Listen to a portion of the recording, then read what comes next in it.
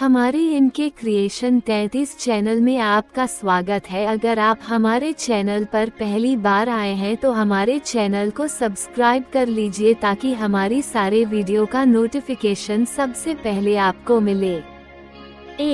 जब तक गाड़ी नहीं चली थी, बलराज जैसे नशे में था। ये शोरगुल से भरी दुनिया उसे एक निरर्थक तमाशे के समान जान पड़ती थी। प्रकृति उस दिन उग्र रूप धारण किए हुए थी। लाहौर का स्टेशन, रात के 9:30 बजे। कराची एक्सप्रेस जिस प्लेटफॉर्म पर खड़ी थी, वहां हजारों मनुष्य जमा थे। ये सब लोग बलराज और उसके साथियों के प्रति, जो जानबूझकर जेल जा रहे थे, अपना हार्दिक सम्मान प्रकट करने आए थे। प्लेटफॉर्म पर छाई हुई टीनों पर वर्षा की बौछारें पड़ रही थीं। धू धू करके गीली और भारी हवा इतनी तेजी से चल रही थी कि मालूम होता था वह इन सब संपूर्ण मानवीय निर्माणों को उलट-पुलट कर देगी, तोड़-फोड़ डालेगी। प्रकृति के इस महान उत्पात के साथ साथ जोश में आए हुए उन हजारों छोटे छोटे निर्बल से देहधारियों का जोशीला कंठस्वर, जिन्हें मनुष्य कहा जाता है। बलराज राजनीतिक पुरुष नहीं है। मुल्क की बातों से या कांग्रेस से उसे कोई सरोकार नहीं। वो एक निठल्ला कलाकार है। माँ बाप के पास काफी पैसा है। बलराज पर कोई बोझ नहीं। यूनिवर्सिटी से MA का इम्तिहान इज्जत के साथ पास कर वह लाहौर में ही रहता है। लिखता पढ़ता है, कविता करता है, तस्वीरें बनाता है और बेफिक्री से घूम फिर लेता है। विद्यार्थियों में वह बहुत लोकप्रिय है। माँ बाप मुफसिल में रहते हैं और बलराज को उन्होंने सभी तरह की आज़ादी दे रखी है। ऐसा निठल्ला बलराज कभी कांग्रेस आंदोलन में सम्मिलित होकर जेल जाने की कोशिश करेगा, इसकी उम्मीद किसी को नहीं थी। किसी को मालूम नहीं कि कब और क्यों उसने यह अनहोनी बात करने का निश्चय कर लिया। लोगों को इतना ही मालूम है कि 12 बजे के करीब विदेशी कपड़े की किसी दुकान के सामने जाकर उसने 2-1 नारे लगाए, चिल्लाकर कहा कि विदेशी वस्त्र पहनना पाप है, और 2-1 भले मानसों से प्रार्थना की कि वे विलायती माल न खरीदें। नतीजा ये हुआ कि वो गिरफ्तार कर लिया गया। उसी वक्त उसका मामला अदालत में पेश हुआ और उसे 6 महीने की सादी सजा सुना दी गई। बलराज के मित्रों को ये समाचार तब मालूम हुआ जब एक बंद लारी में बैठाकर उसे मिंटगुमरी जेल में भेजने के लिए स्टेशन की ओर रवाना कर दिया गया था। लोग, विशेषकर कॉलेजों के विद्यार्थी, बलराज के जय जयकारों से आसमान गूंजा रहे थे, परंतु वह जैसे जागते हुए भी सो रहा था। चारों ओर का विक्षुब्ध वातावरण, आसमान से गाड़ी की छत पर अनंत वर्षा की बौछार और हजारों कंठों का कोलाहल बलराज के लिए जैसे ये सब निरर्थक था। उसकी आंखों में गहरी निराशा की छाया थी, उसके मुंह पर विषाद भरी गहरी गंभीरता अंकित थी और उसके होंठ जैसे किसी ने सी दिए थे। उसके दोस्त उससे पूछते थे कि आखिर क्या सोचकर वह जेल जा रहा है, परंतु वह जैसे बहरा था, गूंगा था, न कुछ सुनता था, न कुछ बोलता था। कांग्रेस के उन 15-20 स्वयंसेवकों में से बलराज एक को भी नहीं जानता था और न उसके कपड़े खद्दर के थे, परंतु उन सब वॉलंटियरों में एक भी व्यक्ति उसके समान पढ़ा लिखा, प्रतिभाशाली और संपन्न घराने का नहीं था। इससे वे सब लोग बलराज को इज्जत की निगाह से देख रहे थे। गाड़ी चली तो उन सब से मिलकर कोई गीत गाना शुरू किया और बलराज अपनी जगह से उठकर दरवाजे के सामने आ खड़ा हुआ। डिब्बे की सभी खिड़कियां बंद थीं। बलराज ने दरवाजे पर की खिड़की खोल डाली। एक ही क्षण में वर्षा के थपेड़ों से उसका संपूर्ण मुंह भीग गया, बाल बिखर गए, मगर बलराज ने इसकी परवाह नहीं की।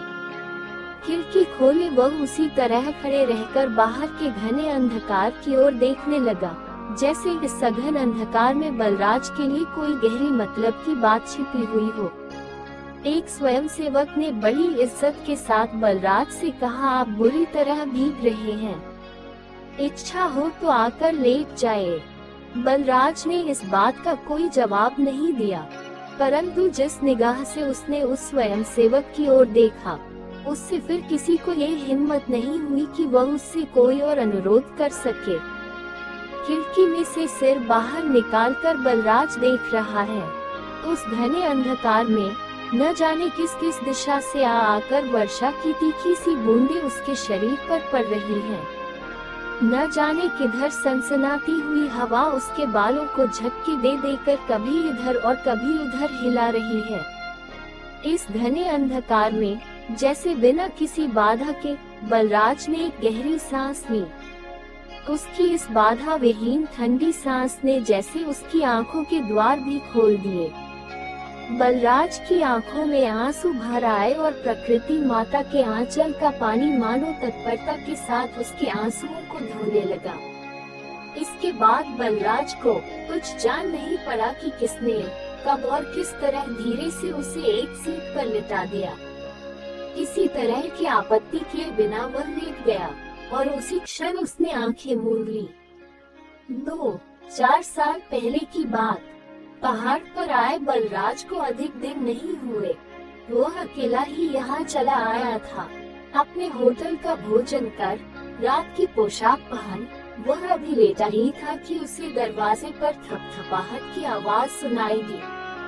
बलराज चौंक कर उठा और उसने दरवाजा खोल दिया। उसका ख्याल था कि शायद होटल का मैनेजर किसी जरूरी काम से आया होगा अथवा कोई डाक वाक होगी, मगर नहीं। दरवाजे पर एक महिला खड़ी थी, बलराज की रिश्ते की बहन। वो यहाँ मौजूद है, ये तो बलराज को मालूम था, परंतु उसे बलराज का पता कैसे ज्ञात हो गया, इस संबंध में वह भी कुछ भी सोच नहीं पाया था कि उसकी निगाह एक और लड़की पर पड़ी जो उसकी बहन के साथ थी। बलराज खुली तबीयत का युवक नहीं है, फिर भी उस लड़की के चेहरे पर उसे एक ऐसी मुस्कान सी दिखाई दी जो मानो पारदर्शक थी। मुस्कुराहट के ओठ में जो हृदय था, उसकी झलक साफ साफ देखी जा सकती थी। बलराज ने अनुभव किया जैसे इस लड़की को देखकर चित आह्लाद से भर गया है। उसी वक्त आग्रह के साथ वह उन दोनों को अंदर ले गया। कुशलक्षेम की प्रारंभिक बातों के बाद बलराज की बहन ने उस बालिका का परिचय दिया। ये कुमारी उषा है, अभी 10वीं क्लास में पढ़ रही है। बलराज की बहन करीब 1 घंटे तक वहाँ रही। सभी तरह की बातें उसने बलराज से की, परंतु उषा ने इस संपूर्ण बातचीत में जरा भी हिस्सा नहीं लिया। अपनी आंखें नीची करके और अपने मुंह को कोहनी पर देखकर वह लगातार मुस्कुराती रही, हंसती रही और मानो फूल बिखेरती रही। तारांकन 3रे दर्जे की लकड़ी की सीट पर लेटे लेटे बलराज आज चेतना में देख रहा है 4 साल पहले के एक स्वच्छ दिन की दोपहरिया। होटल में सन्नाटा है। कमरे में 3 जने हैं। बलराज है, उसकी बहन है और 10वीं जमात में पढ़ने वाली 15 बरस की उषा है। बलराज अपने पलंग पर एक चादर ओढ़े बैठा है। उसकी बहन बातें कर रही है और उषा मुस्कुरा रही है और लगातार मुस्कुराई जा रही है। 3 कुछ ही दिन बाद की बात है। उषा की माँ ने बलराज और उसकी बहन को अपने यहाँ चाय के लिए निमंत्रित किया। बलराज ने तब उषा को अधिक नजदीक से देखा। उसकी बहन उसे उषा के कमरे में ले गई। 3री मंजिल के बीचों बीच साफ सुथरा छोटा सा एक कमरा था। एक तरफ सितार, वायलिन आदि कुछ वाद्य यंत्र रखे हुए थे। दूसरी ओर कुछ किताबें कमरे थे। उस किताब के पास एक कुर्सी रखा था। बलराज की इस कुर्सी पर बैठकर उसकी बहन उषा चाय में अभी नहीं थी और उषा के अंदर रसोई घर में थी। इधर बलराज की बहन ने पढ़ाई लिखाई के सवाल पर उषा से अनुरोध करे के सवाल पर वो शुरू किए। उधर बलराज के हृदय टुकड़े को तुली हुई अकड़ गई। ताकि खुली पड़ी थी। सही सवाल किए गए थे। इन किनारे के आसपास जो खाली जगह थी, उस पर सोने से बनाई गई बड़ी से खाक थी। कभी प्रकृति चित्रण का अभ्यास किया जा रहा है। बलराज ने ये सब उल्टी नजर से देखा और देखते किसी चीज की खड़ा हुआ कि पंद्रह बरस की मुश्किल आकृति चित्रण में ऊपरी कुशल कहाँ से मिल गई। बलराज ने कॉपी का पृष्ठ पलट दिया। पृष्ठ पर एक ऐसा टोकरी चिन्ह अंकित है जिसके सारे दांत गायब थे। सचमुच बहुत अच्छी नहीं थी। अक्षरों में लिखा था दोनों नमस्ते। बलराज के चेहरे पर सहसा मुस्कुराहट भूल गई। किसी समय बलराज पर पड़ी।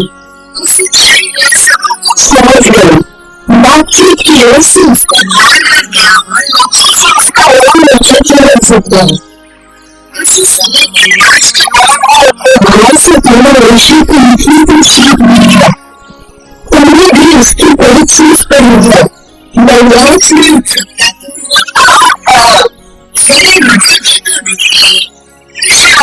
उस बात का कोई जवाब भी नहीं पाई थी कि बलराज ने किताबों की ढेर में से एक कापी और खींच निकाली। ये कापी अनुवाद की थी। उस अनुवाद में भी खाली जगह तक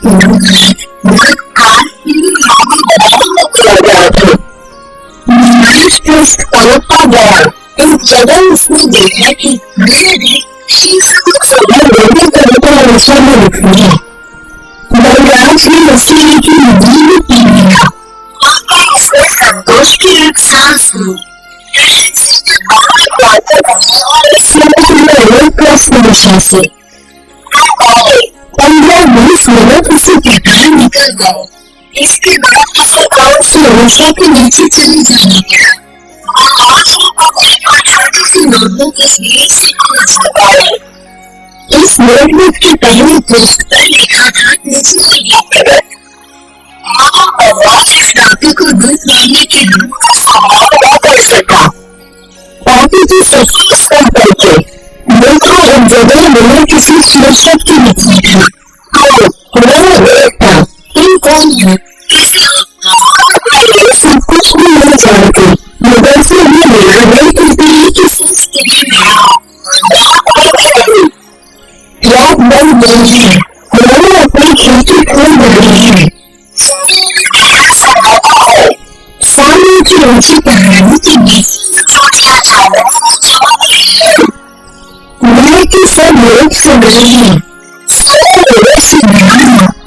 मैं जा रही हूँ अकेली मैं पढ़ना चाहती थी मगर नहीं पढ़ूंगी और नहीं सकूंगी सीधी नहीं सकूंगी चोटियों पर से तुम मुझे पुकार रही हो।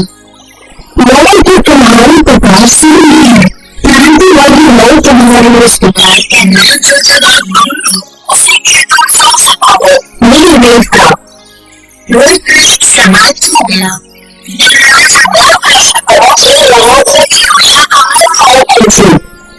बलराज के हाथों में बहुत एक तरफ से उठे। सहसा बलराज के बहुत नीचे जाकर उस बहुत बड़ा उसने जरा मैच कीजिए।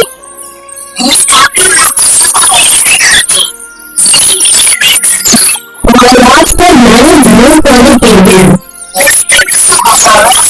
काफी ऊंचे के हाथों को खड़ा हुआ अपनी वेदिका का मानव निशान इसलिए से कहा था और मैं समझा कर लीजिए। मैं आपको नहीं रोकूंगी और यही कहकर वन लोग को उसने बलराज के सामने रख ली। नहीं कर सका। उसके बगल में ऋषि के नाम हमेशा से रहकर भी सुना था।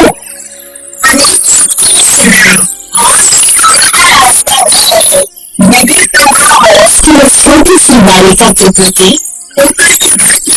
बलराज की नजर में सम्मानपूर्ण निशान जो भाव पैदा हो गया था वो नहीं सका।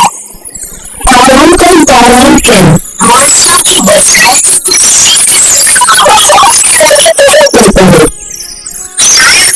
सीढ़ी से प्रतीत हुई।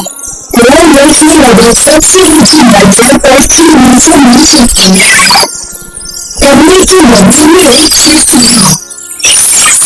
बलराज सामने खड़ा देख रहा है।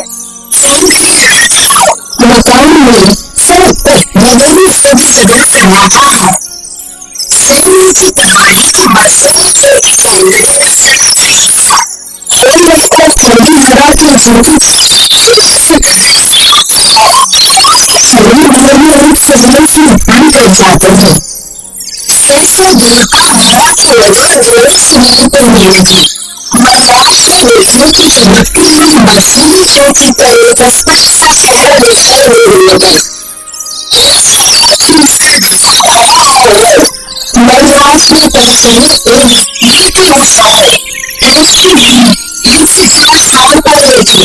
नींदों की गहरी खामोशी में भी आवाज खड़ा हो रहे थे, लेकिन ऐसी थकान को कम करने वाली थी। की बगल में उसे सिनेमा देखने का भी मौका था। उसका 20 साल थी। बनाना घास का खेत था। मूवीज का रास्ता फ्रैंकेनस्टाइन बलराज भागने में बात था। उसके घर में मनुष्य दूसरों खेल शुरू होने के अभी कुछ देर थे। डॉक्टर को रिलायंस को ज्ञात हुआ कि उसने अभी तक एडिक्शन भी नहीं देखी है और न उसे सिनेमा देखने के कोई विशेष शौक है। फिर शुरू में सिर्फ में सराहना आया। शमशान से मोहल्ला खोलकर लाया जाना हर निशाना में सभी शौक की व्यवस्था में अकस्मात बेटा चल गया। ये सभी कुछ नहीं कर रहा था। लोग को हमेशा से विश्वास काफी बर्दाश्त की निकट होती चली गई। आखिरकार एक जगह वह भय से समझती उठी और बड़ी कदम पीछे झाँककर उसने बर्दाश्त का राज पकड़ सन 10 साल में बड़ी सिलेंडर से ही आवाज बालिका को फोन कर दिया था। उसे भी कांपते हुए हाथ के स्पर्श से बर्दाश्त को सावधानी हुआ जिसे उसे शायद दोनों करोड़ों में बचने से नहीं मिले। उसने बालिका के हाथ को बड़ी नरमी के साथ थोड़ा सा दबाया। उस क्षण से उसी क्षण अपना हाथ वापस खींच लिया। एक मिनट हुआ। बर्दाश्त में इससे उसका लेना बहुत करीब हो गया, परंतु प्रकाश में आकर जब उसने उसका कदम देखा उसे साफ दिखाई दिया कि बालिका के चेहरे पर हल्की सी सफेदी आ गई है और कोई भी नहीं आया। उसकी आंख उतनी ही पवित्र और अद्भुत है जितना खेल शुरू होने से पहले। अब सबको को छोड़कर वह किसी का ध्यान उसके चेहरे पर लगी मौसमी चेहरा नहीं था। बर्दाश्त में ये देखा और दूसरी जैसे दिल की छाछड़ सा हो गया। पारांचल पारांचल बारिश स्टेशन पर लड़की खड़ी हो गई। बर्दाश्त को जोड़ीदार सा हो गया। उसकी आंखें जरा जरा खुली हुई थी। उन्होंने जो सीट पर एक बढ़िया सफाई है एक मन से मुंह बनाकर माफी ले रहा था। बर्दाश्त को ऐसा प्रतीत हुआ जैसे ज्यादा साल का अमृत सामने से चला आ रहा है। रैंक की नजर से एक छोटी सी चित्रकारी और बलिहारी सोचने में बची गई। बर्दाश्त को अनुभव हुआ मानो उसने उसका दर्द पकड़ा है। मानो दूर से इंजन की सीटी सुनाई दी। उसके शरीर भर में एक कंपन सा दर्द है। मुमकिन है कि बर्दाश्त की ये निर्जनता खुद को जानना उसके निरंतर दूर कर दिया। 5 शरीर में तंदुरुस्ती होते हुए भी बर्दाश्त कैसे सीखा सिखाया।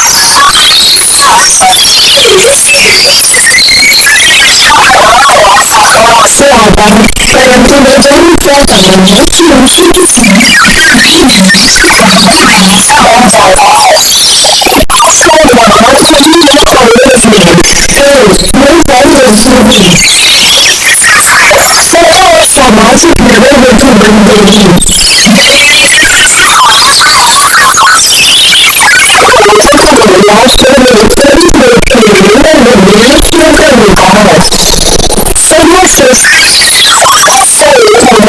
बहुत अच्छा भाषण दे सकता है। लोग कभी देखा है उसे पाया और उसको भी जाएंगे एक सदी का परिवार से लेकिन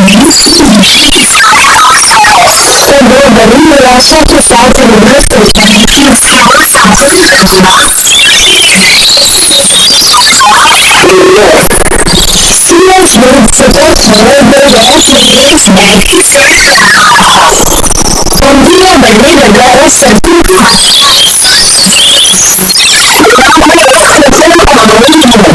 इस प्रणाली के पीछे की सरल चुनाव का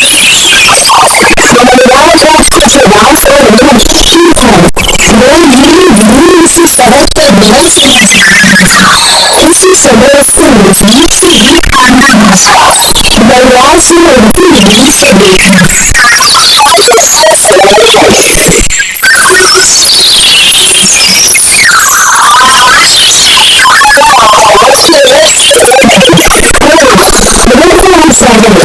बलराज ने उषा की सलाम दिया बहुत लगा कि जैसे वो मुझसे होकर धीरे कहने लगे बलराज से उठे कहने लगे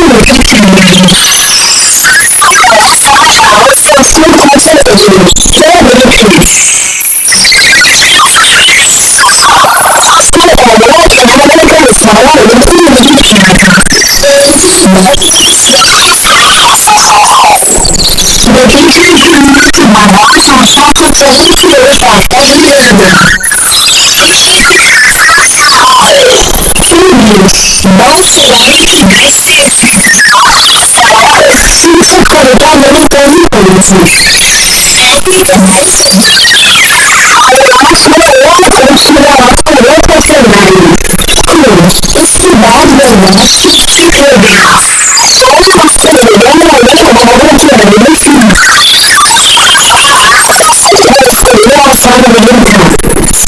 जिस तरह कैंडिडे की बेटी रोकने का बाल गिर जाने लगा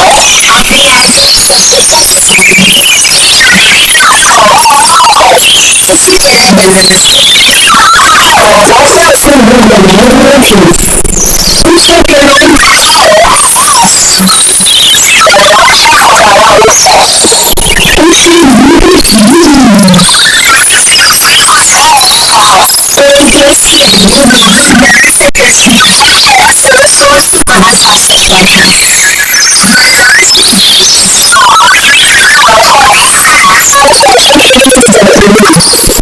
उषा ने सुनने के लिए तैयार नहीं की फिर भी वह शिक्षा सुन रही मैंने जब बेहुदा आ गई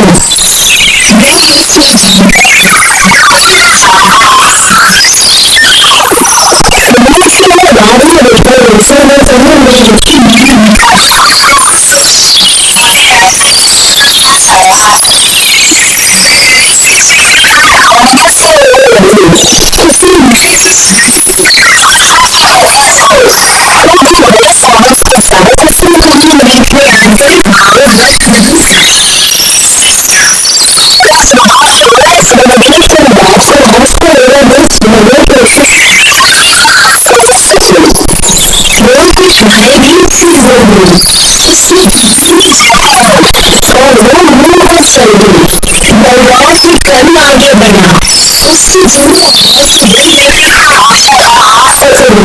परंतु मैं ऐसा न कर सका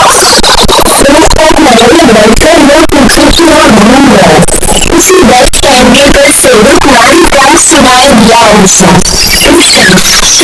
अभी पहुंची की ही नहीं थी गर्मियों के इन क्षेत्रों में लाहौर से विद्यार्थियों की दिनचर्या सैर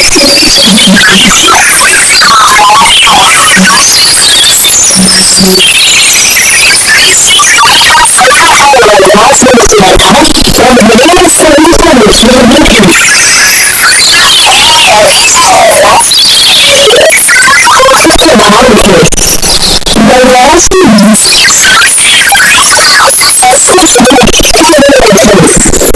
वो अपने स्वाभाविक सहज व्यवहार द्वारा बलराज को और संभवतः यही कारण था कि वो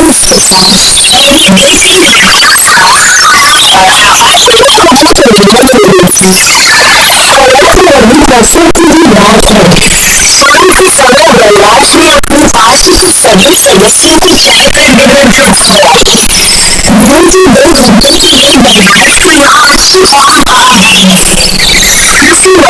गाना बजाना बड़ा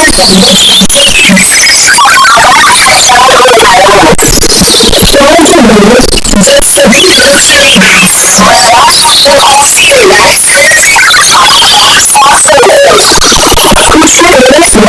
कोई आपत्ति नहीं थी। दूसरा बर्दाश्त में प्रस्ताव किया कि कांदा छोड़ दिया जाए और टाइगर की लड़ाई इस बात को सुनिए किसी मामला की सोचने पर नहीं बड़ी उसके लिए एक बैरियर बर्दाश्त की और अपेक्षा को कम बड़ी तकलीफ हो रहा था।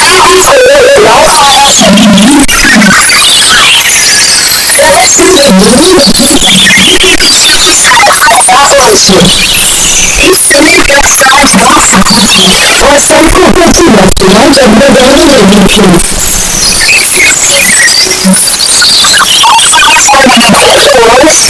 दोनों तरफ की नीचे तरफ से बोलना सुनसान हो गया। उषा नदी थोड़ा होकर पूछा एक रथ के अंदर बलराज ने कहा उस दिन की बात याद थी।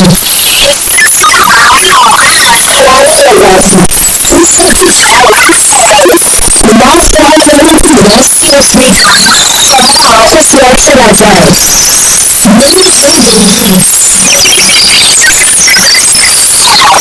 मालूम होता था कि उसकी बेटी थोड़ी सी से समझ गई कि वह उसका रंग देख रही है।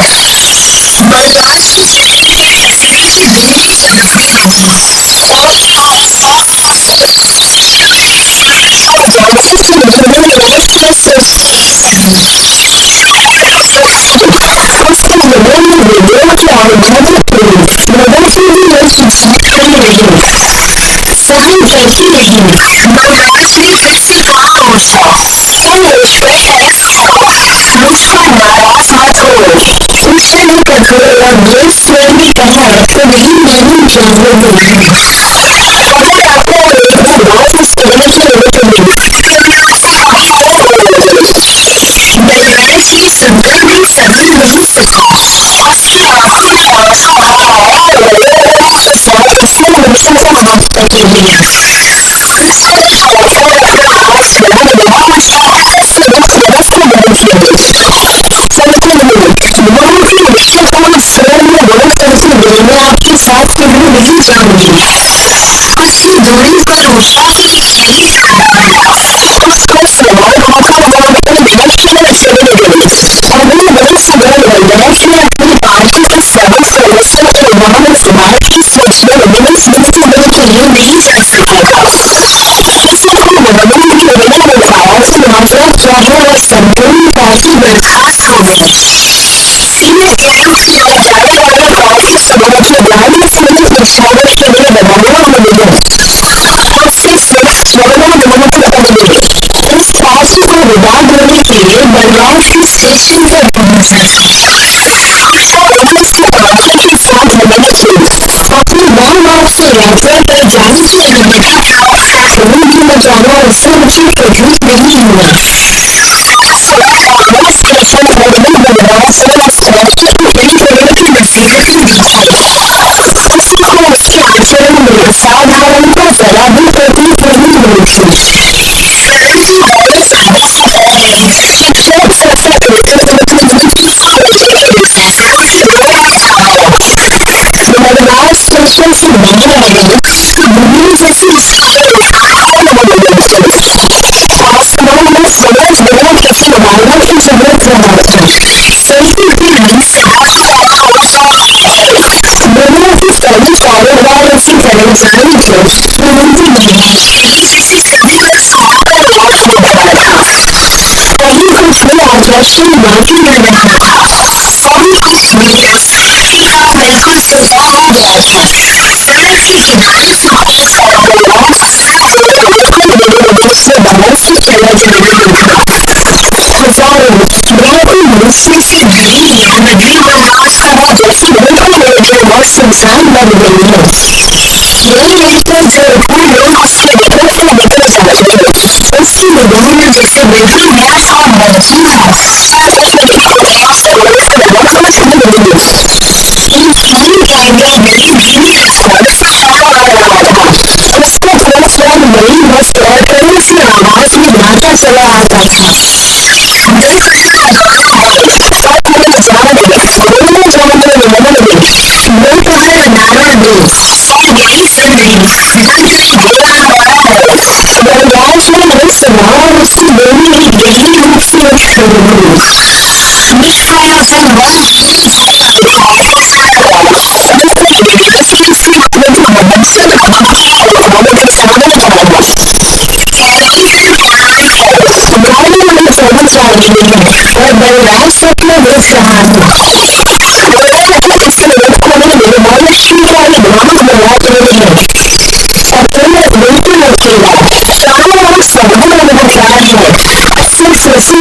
是我在有主题开始做的好，小孩子的学人，他说比我的一批是一年，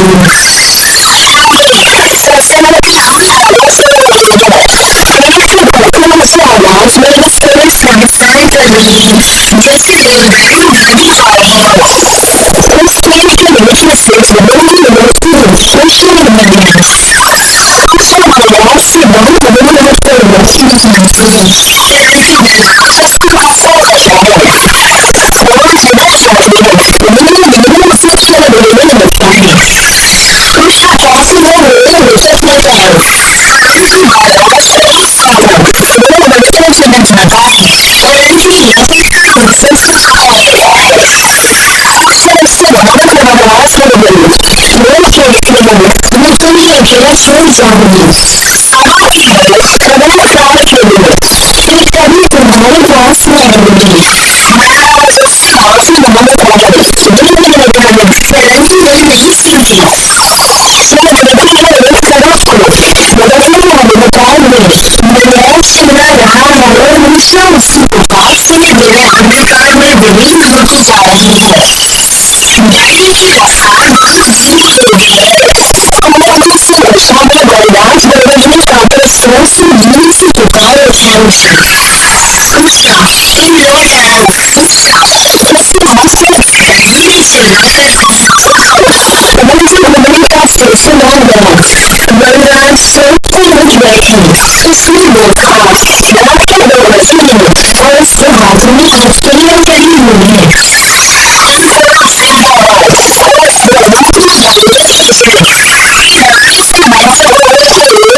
是我们是每天里面写上好就好，